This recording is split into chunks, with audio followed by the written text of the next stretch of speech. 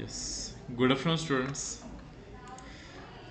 Last लेक्चरमध्ये आपण question number 1, question number 2 आणि क्वेश्चन नंबर 3 पर्यंत पोहोचलेलो. क्वेश्चन नंबर 4 मध्ये पण मायनर आणि को फॅक्टर असे पॉईंट्स आहेत. त्यामध्ये आपण मायनरचं इंट्रोडक्शन केलं होतं. आता हवं तर मी काय करतोय की आजच्या लेक्चरमध्ये मी मायनर परत एक वेळेस एक्सप्लेन करीन आणि को फॅक्टर पण काय असतो हे पण आपण डिस्कस करूया अँड देन रिमेनिंग हाफ जो आहे हा कंप्लीट करूया. सी पहा, कोणताही एक determinant, late us say for example 1, 2, 3, 4, 5, 6, 7, 8, 9. चलो एक आहे असा कोणता तरी डिटर्मिनंट. ठीक आहे. रिप्रेझेंटेशन कसं असं सांगतो मी तुम्हाला. A11 हा 1 आहे actually. A11 stands for element in the first row and first column. पहिल्या रो आणि पहिल्या कॉलम मधला एलिमेंट मीन्स A11 हा आहे. यानंतर A12 फर्स्ट रो आणि सेकंड कॉलम मधला एलिमेंट. पहा, फर्स्ट रो आणि सेकंड कॉलम मधला एलिमेंट. A13 फर्स्ट रो आणि थर्ड कॉलम मधला एलिमेंट. फर्स्ट रो आणि थर्ड कॉलम मधला element. 21, 22, 23, A31, A32, A33. 33 stands for third row third column वाला element. Third row third column वाला element म्हणजे 33. ठीक आहे. यानंतर पहा, आता आपण डिस्कस करतोय मायनर अँड को फॅक्टर ऑफ दिस डिटर्मिनंट. या डिटर्मिनंटचा आपल्याला मायनर आणि को फॅक्टर स्टडी करायचा. थोडेसे ना मी इथे बॉक्सेस बनवतो. ओके, ठीक आहे. आता मी काय लिहितो का, minor 1-1, minor 1-2, minor 1-3, minor 2-1, minor 2-2, minor 2-3, minor 3-1, minor 3-2, and then minor 3-3. See, minor 1-1 means first row and first column. 1-1 stands for first row and first column वाला एलिमेंट जो की हा होता त्याला हाईड करायचं. पहिला रो आणि पहिला कॉलम हाईड करा. जो काही दिसतोय तो कॉपी मारा. 2 6 5 7. पहा, 2 6 2 6 5 7 इथे लिहितोय मी. पहा, मल्टिप्लिकेशन 7 × 2 14, मायनस ऑफ हा मल्टिप्लिकेशन 30. सो आन्सर म्हणतोय मायनस ऑफ 16. म्हणलं ठीक. यानंतर पहा, minor 1-2. 1-2 means first row, 2 means second column. Hide करा. काय दिसतं? 8 6 3 7. काय दिसतो पहा? 8 6 3 7. करा मल्टिप्लिकेशन. 56 minus of 18.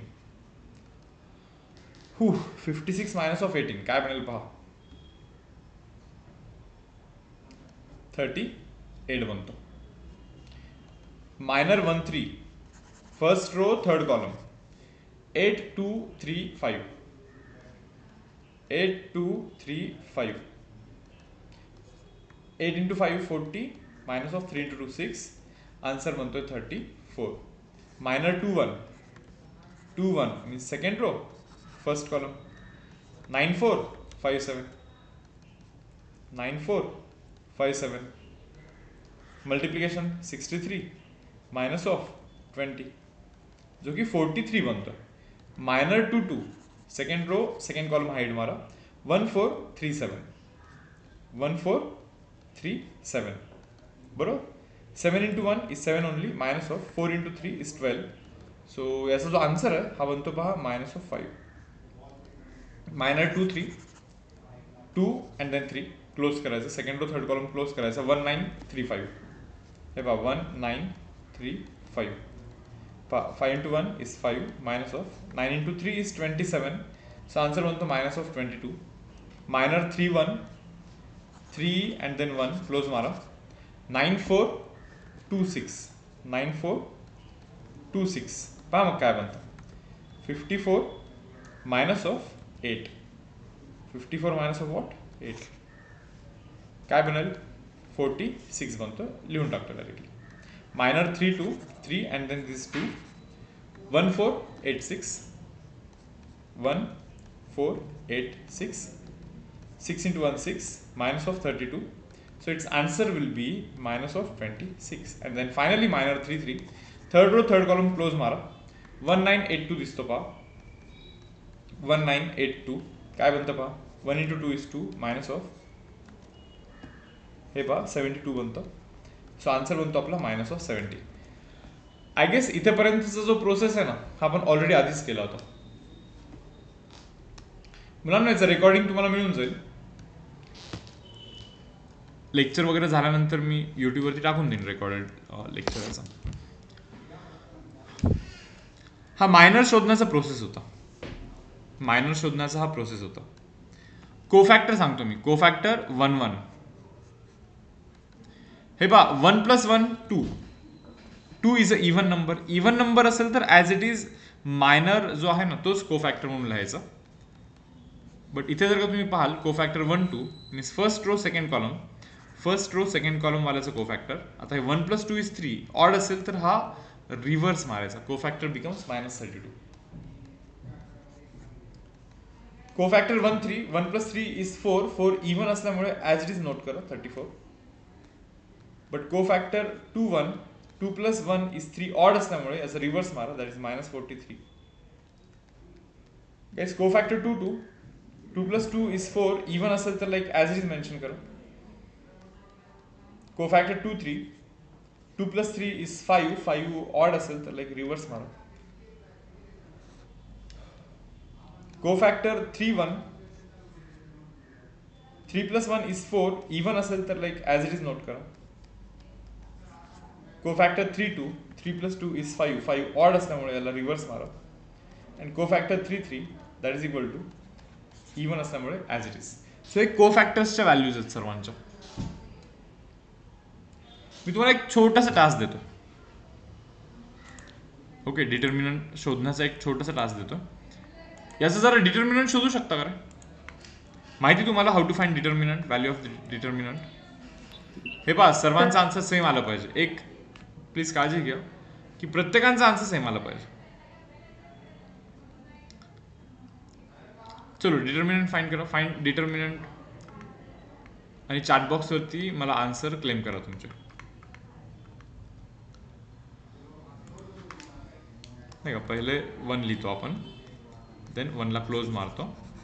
हे लिहितो मग 2657 2657. त्यानंतर हा -9 लिहितो. -9 ठीक आहे. -9 त्याने क्लोज मारतो 8637 8637 अँड देन हा 4 लिहितो लास्टवाला 4 क्लोज मारतो. 4ला काय दिसतं पहा 8235 8235 ठीक आहे. So 1 bracket multiplication that is 14 minus of multiplication that is 30 -9 bracket multiplication 56 minus of हा मल्टिप्लिकेशन दॅट इज 18 +4 हा multiplication that is 40 minus of हा मल्टिप्लिकेशन दॅट इज 6. ओके किती बनतो हा -16 फाईन. -16 × 1 is -16 only. त्यानंतर -9 तर आहेच हा ॲज इट इज. आता हा जो डिफरन्स आहे हा डिफरन्स बहुतेक 38 बनतो वाटतं. प्लस 4ला 4 नोट करतो इथे. आणि हा जो डिफरन्स आहे हा डिफरन्स 34 बनतो. कोणी करेल का हे कॅल्क्युलेशन आणि मला कळवेल का आन्सर काय?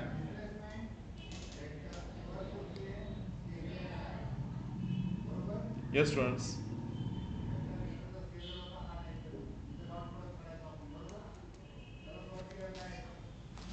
कॅल्क्युलेशन करा आणि इथे आन्सर कळवा मला काय बनतो हा आन्सर.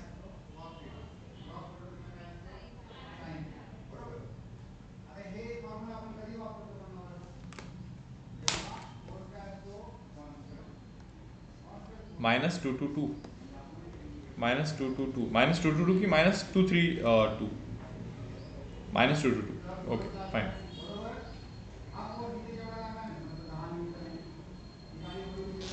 ते बघा रे आता मी काय सांगतो.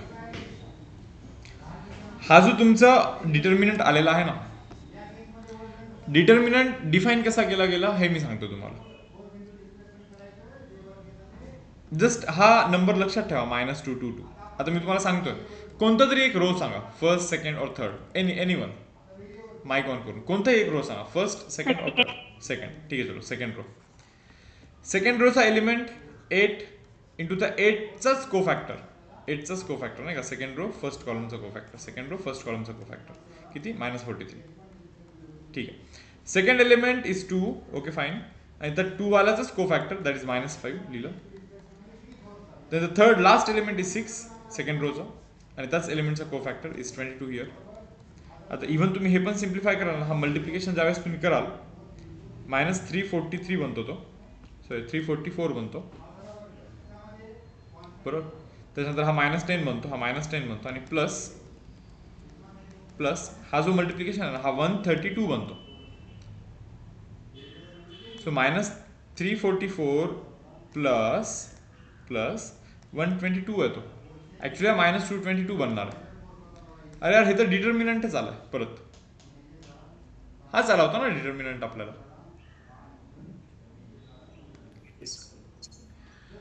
सो डिटर्मिनंट काय असतो मी सांगतो तुम्हाला.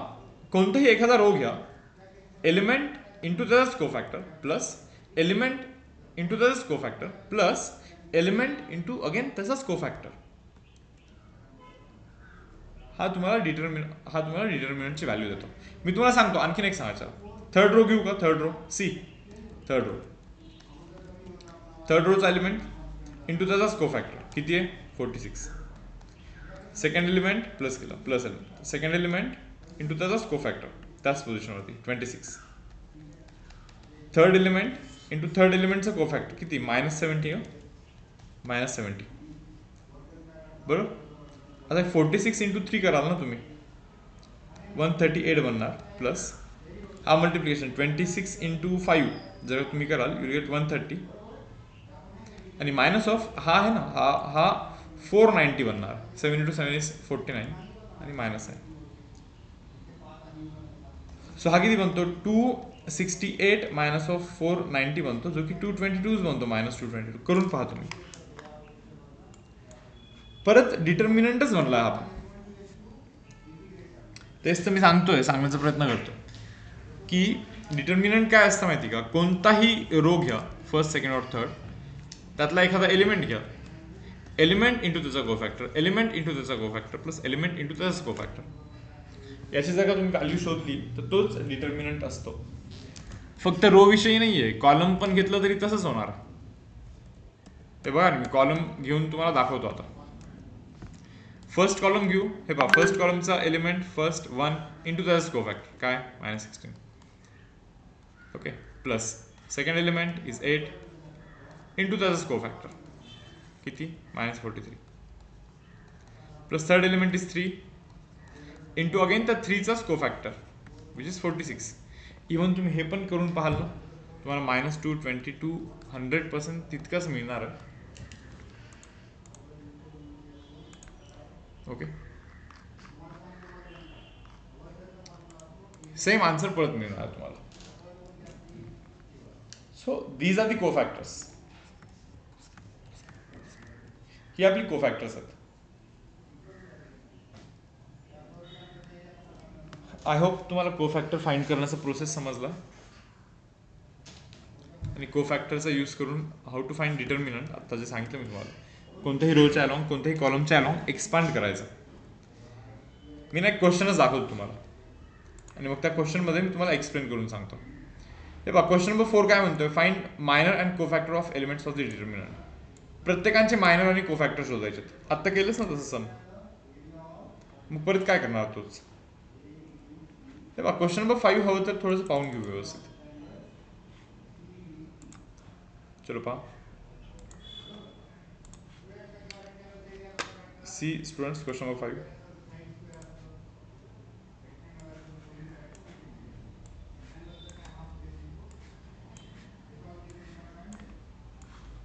ओके,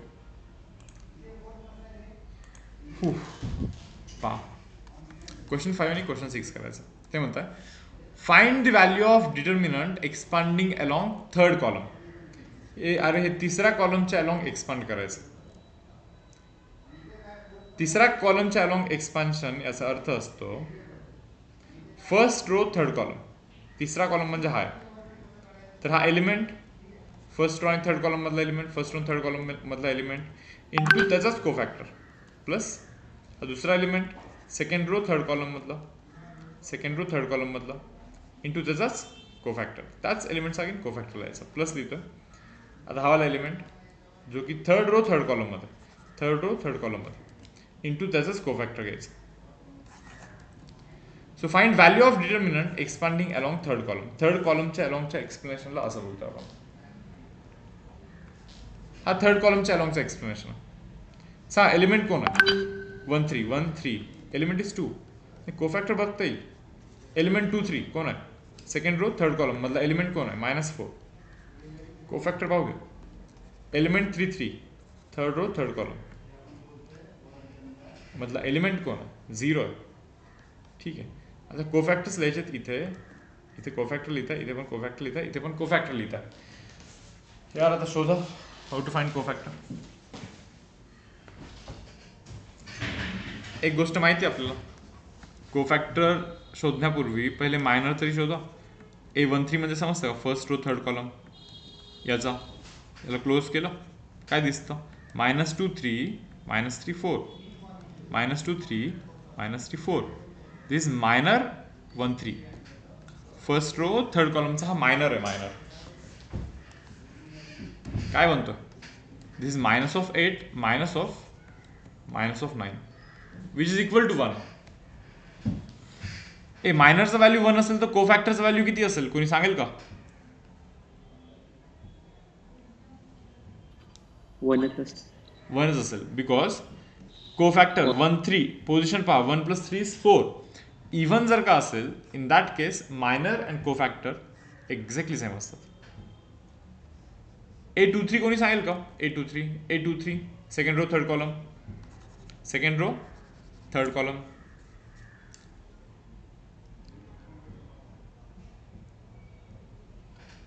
-4 आहे ना रे, -4. आणि कोफॅक्टर शोधायचा ना आपल्याला, कोफॅक्टर 2 3. एक काम करतो मी, -2 3 शोधतो आधी, 2 अँड देन 3 याचा मायनर शोधू आपण. हे बघा -4 + 3, तर -4 + 3 कराल तर -1 मिळेल. मायनर -1 नाही, बट ऑड आहे. 2 + 3 = 5 ऑड असल्यामुळे याचा रिव्हर्स मारायला लागतो कोफॅक्टरमध्ये, म्हणजे 1 मारायला लागतं. And then finally element 3 3 third row third column मधला एलिमेंट पहा 0 आहे, आणि कोफॅक्टर 3 3 म्हणजे इथलाच कोफॅक्टर. पहिले मायनर शोधा. Minor 3 3 is equal to -1 1 -2 3. समजतं ना? तर याची व्हॅल्यू पहा, हे -3 बनतं, ही -2 बनतं, म्हणजे -1 बनते पहा, -3 3. बट कोफॅक्टर पण -1च असणार, बट 0 × एनिथिंग 0 असतं, आपल्याला हे ऑलरेडी आधीपासून माहिती. So is this 2 and this -4. So answer will become -2.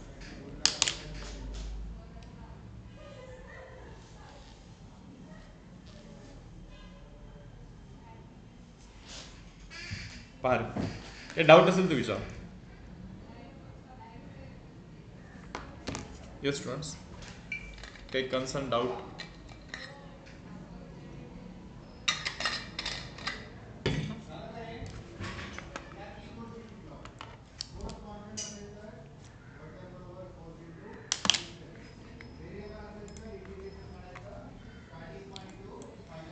रब करतो.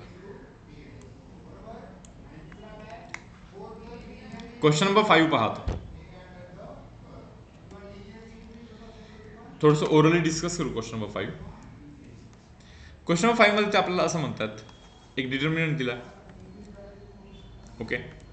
Also find minor and cofactor of elements in the second row. Okay, second row मधले जे एलिमेंट्स आहेत ना, तर यांचे मायनर आणि कोफॅक्टर शोधा म्हणतात. ते शोधता येईल. आणि त्यानंतर ते म्हणतं की याचा पण व्हॅल्यू शोधा आणि याचा पण व्हॅल्यू शोधा. हे पहा, -2 1 सेकंड रो फर्स्ट कॉलम चा एलिमेंट इंटू चा मायनर, त्याचा cofactor, plus second row second कॉलमचा एलिमेंट आणि त्याच एलिमेंटचा कोफॅक्टर कोफॅक्टर 2 2 3 म्हणजे काय, सेकंड रो थर्ड कॉलमचा एलिमेंट इंटू त्याचा कोफॅक्टर, हे शोधा म्हणतात आपल्याला. याचा अर्थ कोफॅक्टर शोधण्यासाठी पहिले मायनर तर शोधायला लागेल.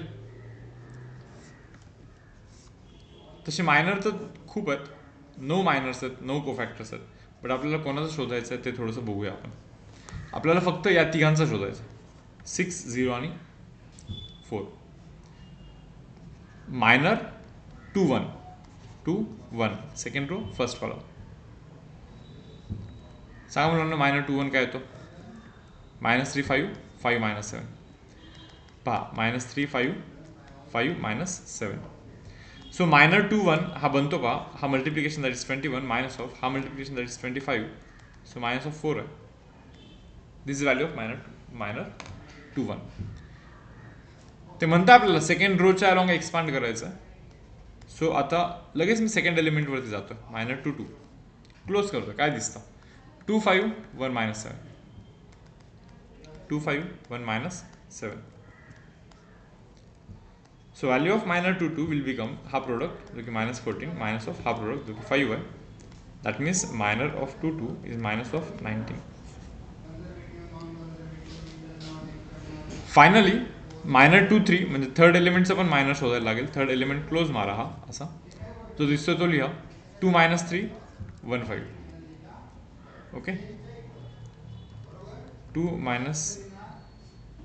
2 3 2 -3 1 5.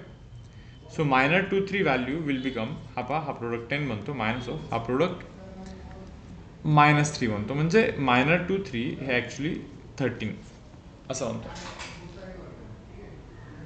तुम्हाला त्यांनी काय व्हेरीफाय करा म्हणलं माहिती का, क्वेश्चन माझं तुम्हाला समजेल.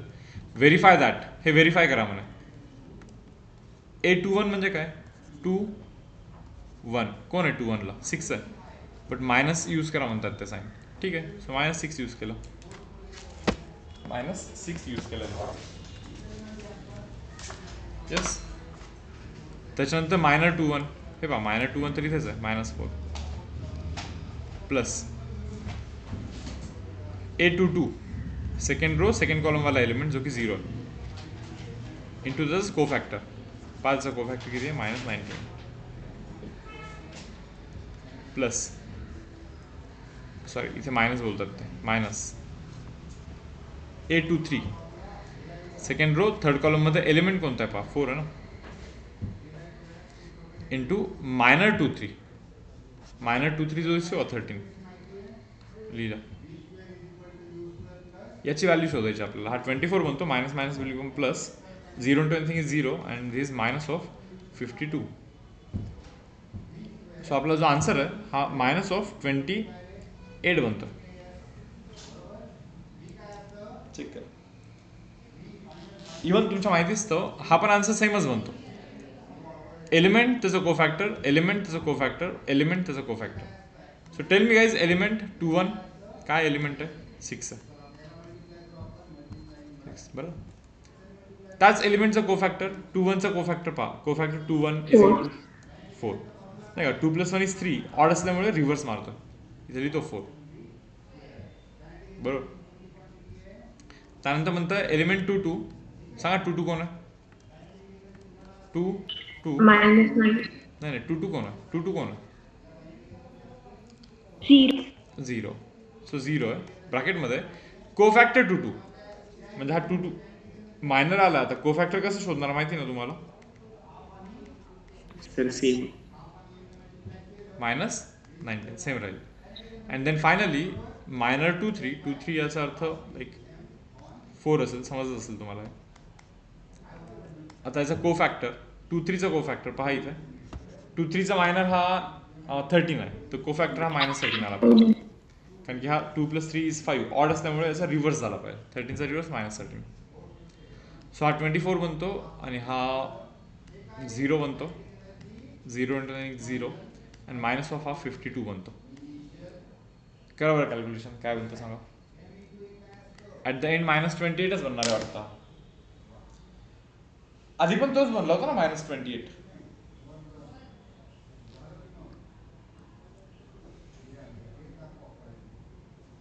आधीचा आन्सर इथं आहे. तो मायनर यूज करून कोफॅक्टर यूज करून पण सेम आन्सर बनतो. ठीक आहे. तर हे असं आहे.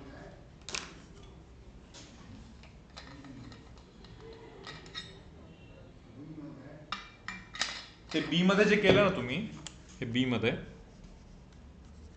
हा सबटाईप बी मध्ये element into its cofactor, element into its cofactor, element into its cofactor, हा सेकंड रोला एक्सपांड केला. पहा ना, second row, second row, second row, second row, second row. So second रोचा एलिमेंट इंटू त्याचा कोफॅक्टर प्लस सेकंड रोचा element into त्याचा cofactor plus again second रोचाच एलिमेंट आहे अगेन त्याचा कोफॅक्टर. या प्रोसेसला बोलतो आपण expansion of determinant along second row. Second रोच्या अलॉंग एक्सपांड केलं आपण ते. समजा आपण असं केलं असतं, हे सर्व रब करतोय मी. लेट अस ॲज्युम की आपण मे बी समजा याची व्हॅल्यू शोधतो. पहा, third row first column, third row first column म्हणजे एलिमेंट इंटू त्याचा cofactor plus third row second column, third row second column into त्याचा cofactor plus third row third column, third row third column into त्याच एलिमेंटचा कोफॅक्टर.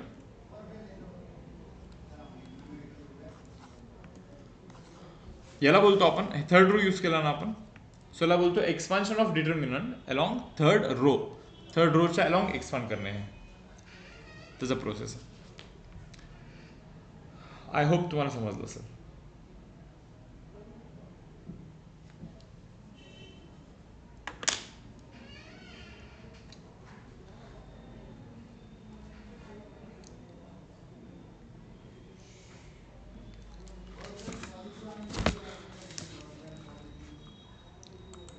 हा होता आपला exercise number 1.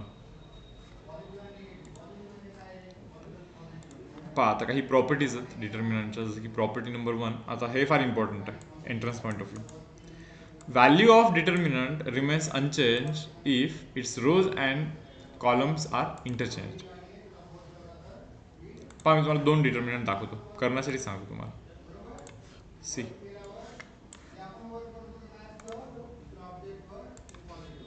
पहा काय आता, इथे एक डिटर्मिनंट, इथे एक डिटर्मिनंट. आता इथला डिटर्मिनंट असेल मे बी 1 2 3 4 5 6 7 8 9 असेल असा काहीतरी. आता याच्यामध्ये जर का रोज आणि कॉलम्सला इंटरचेंज मारले तुम्ही, म्हणजे हा फर्स्ट रो जर का फर्स्ट कॉलममध्ये कन्वर्ट झाला, सेकंड रो जर का सेकंड कॉलममध्ये कन्वर्ट झाला आणि थर्ड रो जर का थर्ड कॉलममध्ये कन्वर्ट झाला, तर याची डिटर्मिनंट आणि याची डिटर्मिनंट एक्झॅक्टली सेम येईल. एक्झॅक्टली करून पाहाल का? काय केलं नीट पहा आधी. First row becomes first column, second row becomes second column, third row becomes third column. So rows आणि कॉलम्स असे जर का इंटरचेंज मारले तुम्ही, तर डिटर्मिनंटचा व्हॅल्यूज चेंज नाही होत. एक काम करा, बॉईजनी याचा व्हॅल्यू शोधा आणि गर्ल्सनी याचा व्हॅल्यू शोधा. इथे बॉईज लिहितो आणि इथे गर्ल्स लिहितो. ओके, बॉईजनी या डिटर्मिनंटचा व्हॅल्यू शोधा, गर्ल्सनी या डिटर्मिनंटचा व्हॅल्यू शोधा. पाहू आपण की आन्सर काय येतं. सेम असेल तर ही प्रॉपर्टी तुम्ही लक्षात ठेवता, असे नाही का. जर का इंटरचेंज मारले rows and column, value of determinant it won't going to changes नाही होणार. चलो फाइंड करा व्हॅल्यू सर्वजण.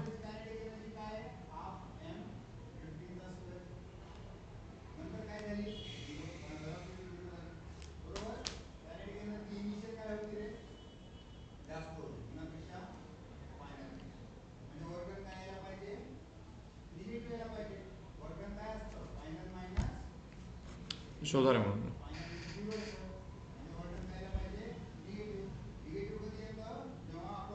1 मिनिटाचा ब्रेक घेतो, तोपर्यंत तुम्ही हे व्हॅल्यू शोधा डिटर्मिनंटच्या.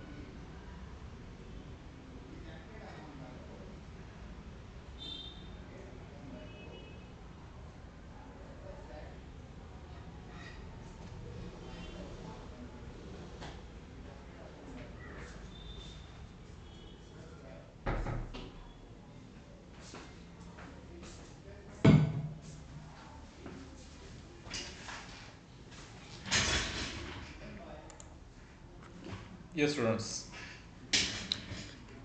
250 येतं का 250 इथे पण 250 येतं आणि बहुतेक इथे पण 250 येतो. नाही तुम्हाला लक्षात काय ठेवायचं की जर का रोज आणि कॉलम्स इंटरचेंज मारले आपण व्हॅल्यू ऑफ डिटर्मिनंट चेंजेस नाही होत काही करा. रोज आणि कॉलम्स इंटरचेंज मारले तर ही होती फर्स्ट प्रॉपर्टी. आता आपण ती व्हेरीफाय केली बरं. मी तुम्हाला असे 2 डिटर्मिनंट्स दिले होते ज्यामध्ये मी तुम्हाला चेंज करून दिलं होतं. फर्स्ट रो ला फर्स्ट कॉलम मारला होता, सेकंड रो ला सेकंड कॉलम केला होता आपण, थर्ड रोला आपण थर्ड कॉलम केला होता. बट एंड आन्सर जो आहे तो दोघांचा पण एक्झॅक्टली जशाला जसा सेम येतो. चलो सेकंड प्रॉपर्टी इथे पहा हायलाइट करतो. Second property, if any two rows or columns of determinant are interchanged then the value of determinant changes sign only.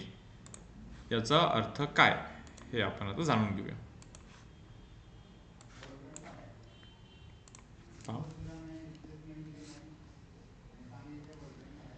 आता इथे 2 डिटर्मिनंट मी तुम्हाला दाखवतोय. Let this be 1 2 3 4 5 6 7 8 9. आता हा डिटर्मिनंट जो आहे याच्यामध्ये आणि याच्यामध्ये काय फरक आहे पहा. फर्स्ट रो जो आहे ना त्याला मी फर्स्ट सेकंड रो मध्ये टाकला आणि सेकंड रो जो आहे ना त्याला मी फर्स्ट रो मध्ये टाकला. But third row remains unchanged 9 8 6. ठीक आहे, पाहून घ्या तुम्ही व्यवस्थित. First row becomes second row, second row becomes first row. If any two rows और any two columns are interchange, column पण इंटरचेंज केले असते तरी चाललं असतं. समजा म्हणजे मी याला असं जरी करीन ना, कॉलम इंटरचेंज म्हणजे फर्स्ट कॉलम जो आहे तो टाकला सेकंडच्या जागी आणि सेकंड कॉलम जो आहे तो टाकला फर्स्टच्या जागी. But third column remains as it is, काहीच चेंज नाही त्याच्यामध्ये. Third column remains as it is. So when any two rows, हे 2 rows, if any two rows are interchange और any two columns are interchange, 2 column किंवा 2 rows जर का change झाले then determinant changes sign only. याचा अर्थ काय सांगतो मी तुम्हाला. याचा डिटर्मिनंट तुम्हाला शोधायचा आहे आणि याचा डिटर्मिनंट शोधायचा. जरा व्हॅल्यू सांगा तुम्ही चॅटबॉक्स वरती, हवं तर एव्हरीवन वरती टाका. पहा अगेन बॉईज लोक हे वाला सॉल्व करा आणि गर्ल्स लोक हे वाला सॉल्व करा.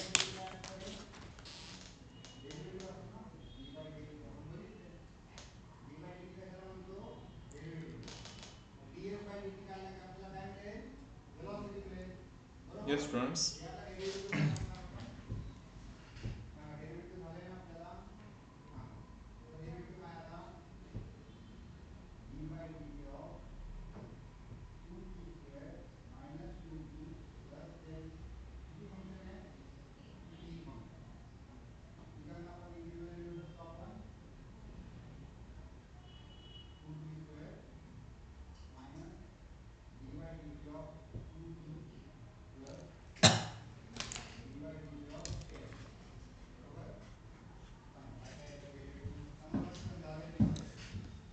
कोणी काढली का बॉईज याची व्हॅल्यू.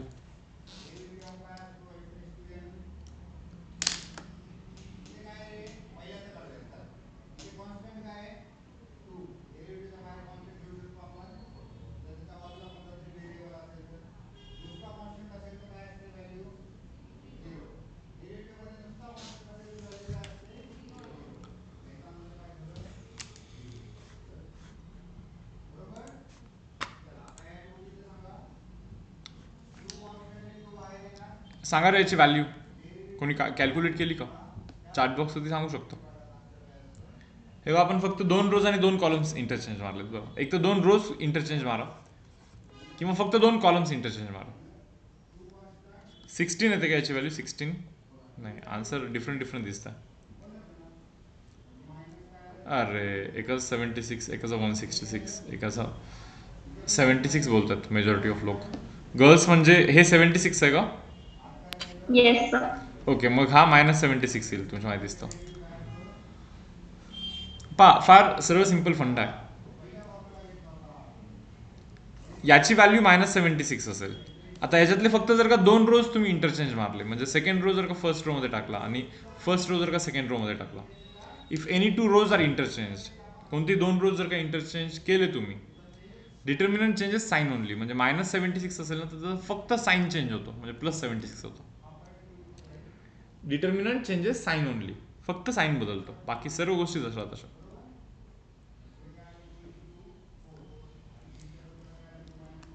आता पहा, हे थोडंसं आणखी करून दाखवतो मी. Let us say for example एक डिटर्मिनंट सांगतो मी तुम्हाला, 1 4 5 6 7 2 3 1 2. ओके, या डिटर्मिनंटचं व्हॅल्यू लेट अस ॲज्युम की या डिटर्मिनंटचं व्हॅल्यू जर का 100 असेल, आता आहे की नाही माहीत नाही मला, बट समजा असे असेल. आता कोणी मला याची व्हॅल्यू सांगेल का? First row as it is, no change. Second रोच्या जागी थर्ड रो आला, थर्ड रो सेकंडमध्ये गेला आणि सेकंड रो थर्डमध्ये गेला. काय असेल याची व्हॅल्यू? -100.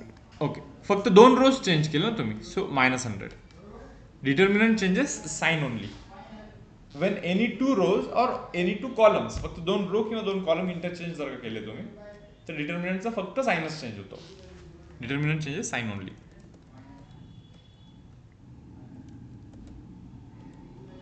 पहा, मी आता काय करतो, एक ट्रान्सफॉर्मेशन करतो इथे. फर्स्ट रो आणि सेकंड रो मध्ये इंटरचेंज मारतोय, म्हणजे 4 5 4 1 1 2 3 6 7 2 ॲज इट इज, नाही का, third row as it is. चलो, आता कोणी सांगेल याची व्हॅल्यू -100. म्हणजे ठीक आहे. आणखीन एक काम करतो मी, काय करतो माहिती का, परत एकदा इंटरचेंज जर का मी मारला, आता थर्ड रो कोणासोबत पण इंटरचेंज मारा, 5 4 1. ओके, सेकंड आणि थर्ड रो मध्ये इंटरचेंज मारतो, हा वरती जातो 6 7 2 आणि हा खालती येतो 1 2 3.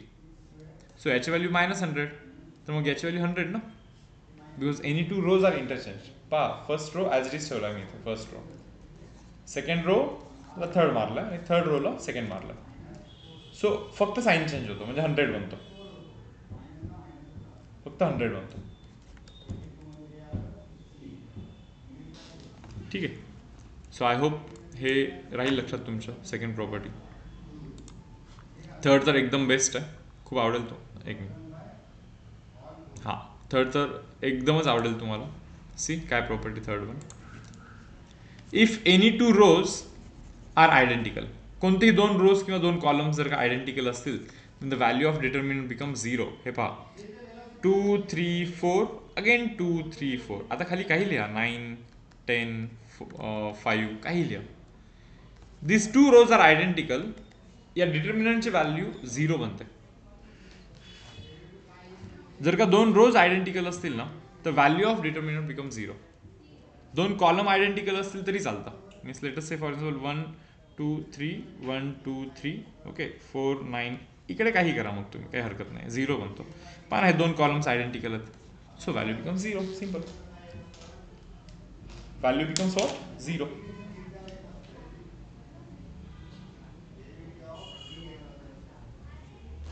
क्लिअर आहे सर्वांना हा पॉईंट?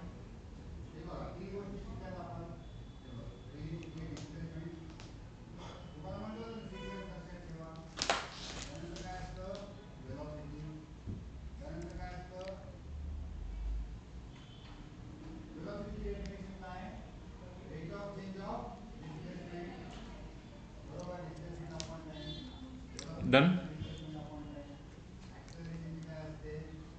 पहा, 2 रोज आयडेंटिकल आहे तिथे, मी हायलाईट मारतो, हा रो आयडेंटिकल किंवा हे 2 column identical, so value become 0. तुम्ही हवं तर क्रॉस चेक करा, याचा डिटर्मिनंट शोधा, 0 मिळेल तुम्हाला तो.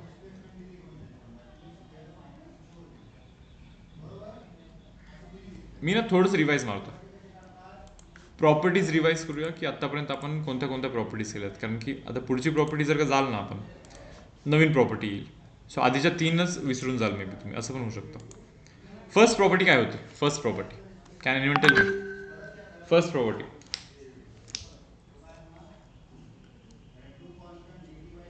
if rows and columns are interchanged, then value of determinant remains unchanged. rows and column म्हणजे काय? 1 2 3 4 5 6 7 8 9. हा डिटर्मिनंट समजा मी असा केला, 1 2 3 रोच्या ऐवजी 1 2 3 असा कॉलम मारला, 4 5 6 रोच्या ऐवजी 4 5 6 असा कॉलम मारला. 7 8 9 रोच्या ऐवजी 7 8 9 असा कॉलममध्ये कन्वर्ट केला समजा. Okay. So value of determinant it won't change, exactly same राहतं. हा आपला फर्स्ट लॉ होता. सेकंड आठवतो कोणाला? Second law, If any row or column of a determinant are interchanged, the value of determinant change its sign. Okay. Yes, म्हणजे कोणतेही दोन रोज जर का चेंज केले, इफ एनी टू रोज और any two columns, if any two rows और any two columns म्हणजे आता हा पहा डिटर्मिनंट 1 2 3 4 5 6 देन 7 8 9 हा एक डिटर्मिनंट आहे आपला. इथे ना फक्त दोन रोज मी चेंज करतो. हा पहिला रो, ओके, त्याच्या जागी मी दुसरा रो टाकला, हा सेकंड रो वरती टाकला आणि फर्स्ट रो खालती टाकला. तर थर्ड रोला तर हात पण नाही लावला. Third row remains as it is. So if any two rows are interchange then determinant changes sign only. म्हणजे याचा डिटर्मिनंटचा व्हॅल्यू जर का 40 असेल तर याचा व्हॅल्यू -40 असेल. फक्त आणि फक्त साईन चेंज होतो. 40 असेल तर -40, -40 असेल तर +40. अँड थर्ड प्रॉपर्टी कोणती होती मुलांना? Third one, If any two row of determinant are identical, then the value of determinant is 0. Yes. हे पहा, if any two rows are identical म्हणजे हा फर्स्ट रो सेकंड रो दोघे पण एक्झॅक्टली सेम आहेत. So its value become 0. त्या डिटर्मिनंटची value किती बनते? 0 बनते. If any two rows are identical then value of determinant it become 0. कोणतेही दोन रोज जर का सेम असतील तर डिटर्मिनंटची व्हॅल्यू 0 बनते डायरेक्टली, सरळ सरळ. आय होप हे 3 प्रॉपर्टीज तुम्हाला क्लिअर आहेत सध्या. जाऊयात पुढच्या प्रॉपर्टीला.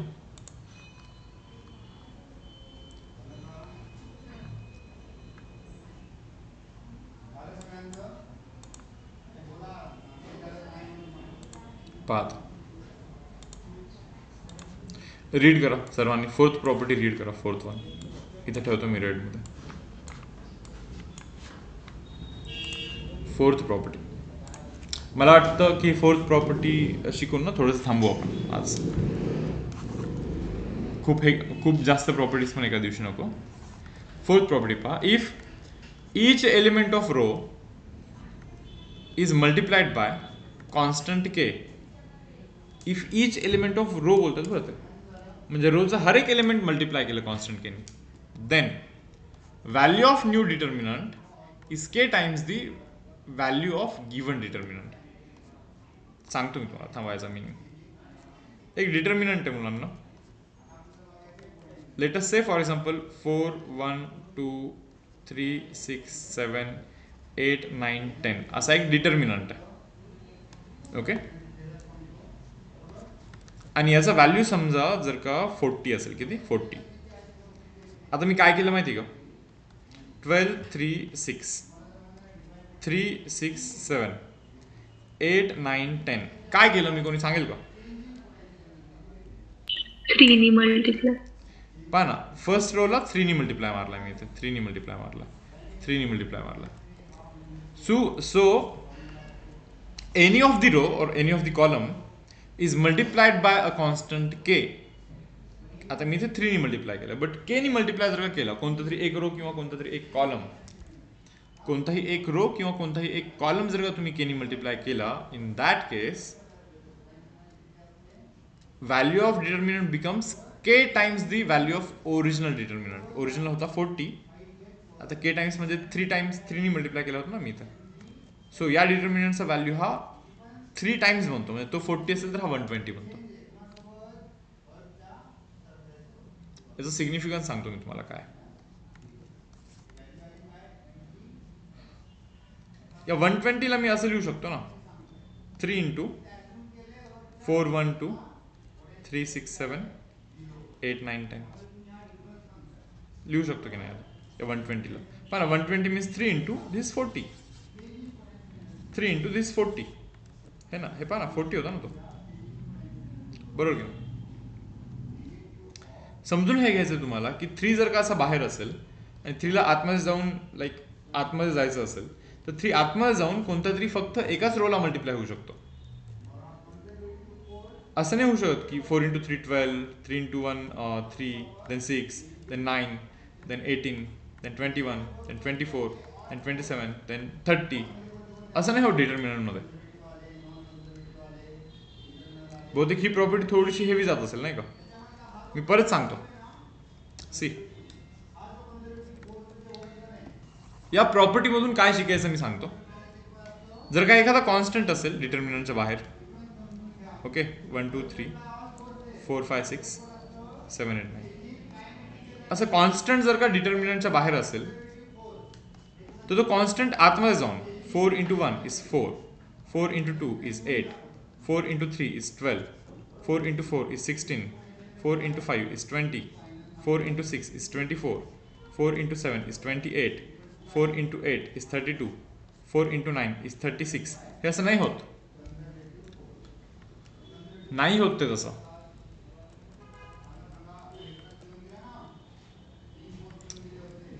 आता तुम्ही म्हणाल कसं काय नाही होत. मी म्हणतो ठीक आहे, चलो एक काम करा, सरळ सरळ याचा डिटर्मिनंट शोधा, इंटू 4 करा. बरोबर. समजा याचा डिटर्मिनंट येत असेल मे बी काहीतरी 20 वगैरे, मग हा 80 होईल. आणि समजा तुम्हाला वाटत असेल की हा 4 आतमध्ये जाऊन सर्वांना मल्टिप्लाय होऊ शकतो, म्हणजे ठीक आहे, मग हे असं बनेल. मग याचा डिटर्मिनंट शोधा. हा डेफिनेटली 80ला मॅच करणार नाहीये, इथला 80ला मॅच करणार नाही. मॅचच नाही करणार तर मग कशाला इक्वल बोलणार ना हे आपण. आतमध्ये जाऊन सर्वांना असं मल्टिप्लाय होतो असं आपण क्लेमच नाही करू शकतो जर का हे इक्वल नसेल होत त्याच्याशी तर. आणि तो होत नाही, तुम्ही करून पहा, हे तुम्ही व्हेरीफाय करू शकता. प्रॉपर्टी काय माहिती का, if each element of row of determinant is multiplied by constant K, रोचे हर एक एलिमेंट जर का कॉन्स्टंट के ने मल्टिप्लाय केले असतील then the value of new determinant is k times value of given determinant. म्हणजे समजा आता एक गिवन डिटर्मिनंट आहे 1 2 3 4 5 6 7 8 9. या गिवन डिटर्मिनंटचा व्हॅल्यू 30 आहे. लेट अस अज्युम दिस व्हॅल्यू ॲज 30. आणि याला समजा जर का तुम्ही मल्टिप्लाय केलं कोणत्याही रोला तुमची मर्जी, let us say for example 3 ने मल्टिप्लाय करतो 1 2 3 first row as it is, third row as it is. करा 3 ने मल्टिप्लाय 12, करा 3 ने मल्टिप्लाय 15, करा 3 ने मल्टिप्लाय 18. सो कोणत्याही एका रोला किंवा कोणत्याही एका कॉलमला जर का तुम्ही के ने मल्टिप्लाय केला, जसं की आता मी इथे 3 ने मल्टिप्लाय केलं, तर डिटर्मिनंटची जी व्हॅल्यू आहे ना, तर ती पण 3 ने मल्टिप्लाय करायला लागतं त्याला. म्हणजे 30च्या ऐवजी 90 बनून जाते डायरेक्टली. अशी असते ती व्हॅल्यू.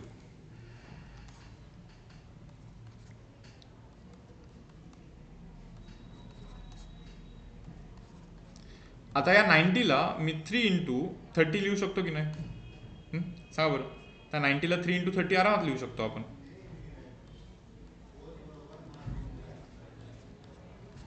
बरोबर. सो 3 into, आता मी म्हणेन व्हॉट इज 30. पहा ना, 30 तर हा होता. काय होता 30? 1 2 3 4 5 6 7 8 7. सो मला म्हणायचं असं आहे की जर का समजा हे बाहेर असं दिसलं तर हा आतमध्ये जाऊन सर्वांना मल्टिप्लाय नाही होत. हा पहा इथे 12, हा पहा इथे 15, हा पहा इथे 18, असा होत असतो तो. कोणत्याही एका रोला मल्टिप्लाय करा किंवा कोणत्याही एका कॉलमला मल्टिप्लाय करा, तुमची मर्जी. तुम्हाला फर्स्ट रोला करायचं तर फर्स्ट रोला मल्टिप्लाय करा किंवा सेकंड रोला करा किंवा थर्ड रोला करा, काहीही प्रॉब्लेम नाही. पण डिटर्मिनंटच्या बाहेरचा कॉन्स्टंट हा आतमध्ये जाऊन आयदर एका रोला और एका कॉलमला मल्टिप्लाय होतो, सर्वांना मल्टिप्लाय नसतो होत. हा रूल आहे डिटर्मिनंटचा, जे की आता इथे मी जस्टिफाय करतोय. समजा 4 into 1 2 3 4 5 6 7 8 9 असं असेल तर तुम्ही मला सांगा की मी कशाला मल्टिप्लाय करू, कोणत्या रोला करू किंवा कोणत्या कॉलमला करू. सेकंड कॉलमला करू का, तर मग first column as it is ठेवलं पाहिजे तुम्ही, थर्ड कॉलम पण ॲज इट इज ठेवलं पाहिजे. आता हा 4 आतमध्ये जाऊन 4 into 2 is 8, 4 into 5 is 20 and 4 into 8 is 32. बस हे तुमचं आन्सर. असं करायला लागतं. ठीक आहे.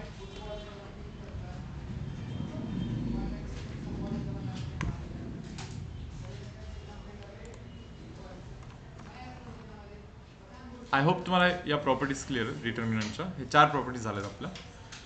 आता राहिलेल्या प्रॉपर्टीज आपण नेक्स्ट लेक्चरमध्ये करूया.